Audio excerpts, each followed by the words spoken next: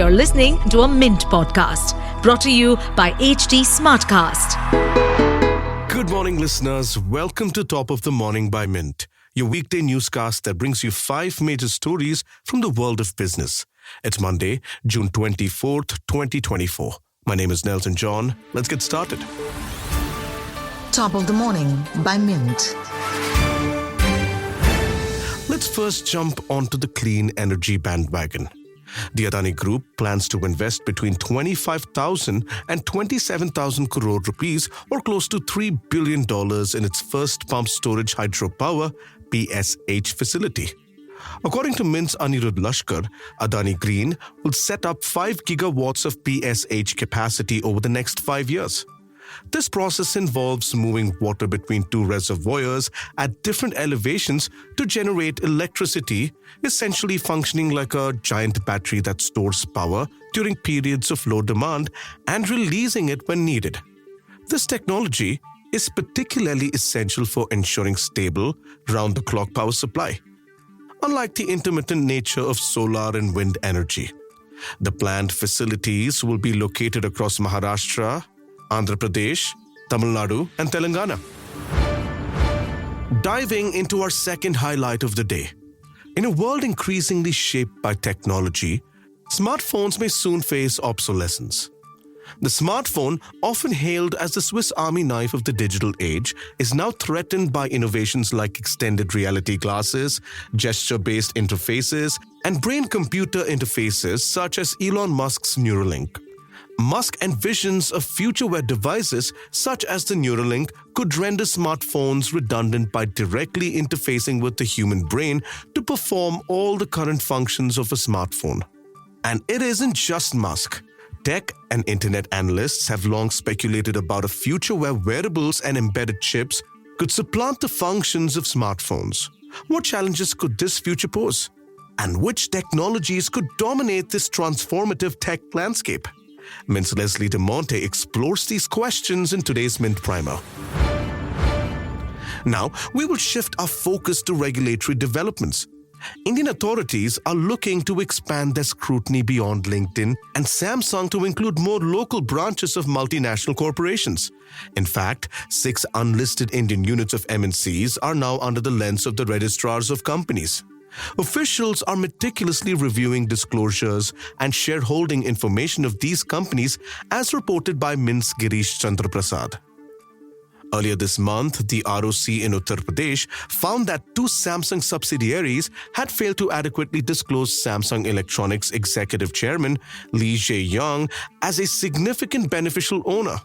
Last month, LinkedIn's Indian subsidiary was penalized 27 lakh rupees for failing to comply with SPO reporting standards involving several top executives, including Microsoft's CEO.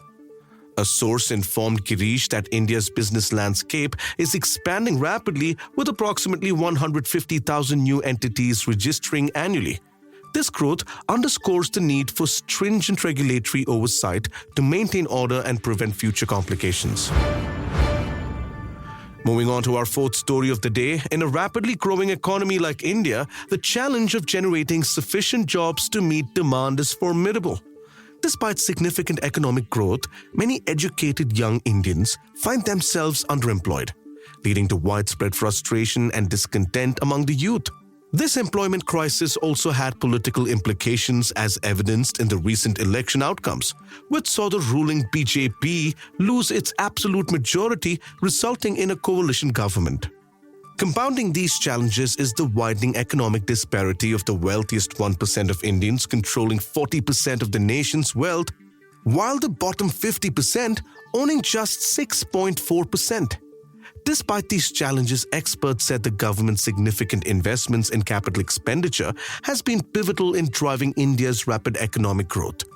As Prime Minister Modi begins his 3rd term, there is increasing focus on recalibrating economic policies to ensure inclusive growth across all segments of society.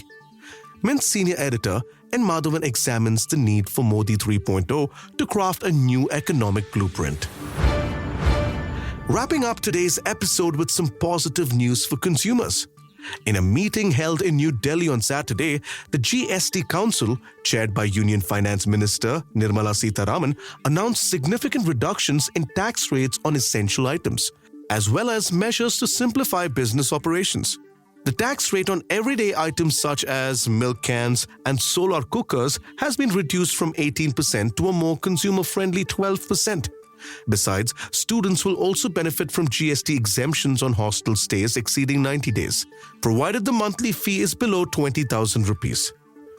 Furthermore, in a move aimed at easing costs for daily commuters, GST has been waived on platform tickets and other railway-related services. E-commerce sellers will also see a reduction in the tax collected at source from 1% to 0.5%. which is expected to free up working capital for thousands of small and mid-sized businesses. The council also proposed legislative changes to provide relief to businesses, including waivers on penalties and interest for tax demands from the early years of GST implementation, provided these are settled if settled by March 2025. Ms. Girish Chandra Prasad provides further insights into these developments. We'd love to hear your feedback on this podcast. Let us know by writing to us at feedback@theratelifemint.com. You may send us feedback, tips, or anything that you feel we should be covering from your vantage point in the world of business and finance. That's all for today. Thank you for listening.